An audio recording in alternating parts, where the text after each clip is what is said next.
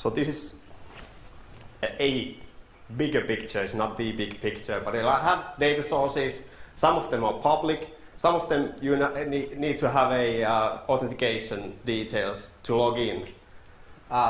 You may have some data in your own computer, emails, text documents. You may have Google Docs. You want to federate these different data sources if you want to. You need some adapters that are capable of connecting to the data sources, reading the data, pre-processing the data into formats that have general schema. Makes an interpretation, move the data into a general schema, and aggregate the data and do different kinds of processing steps.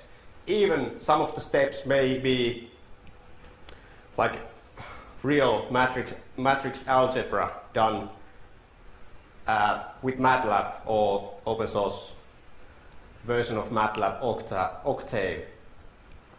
So you have these pipelines, and they,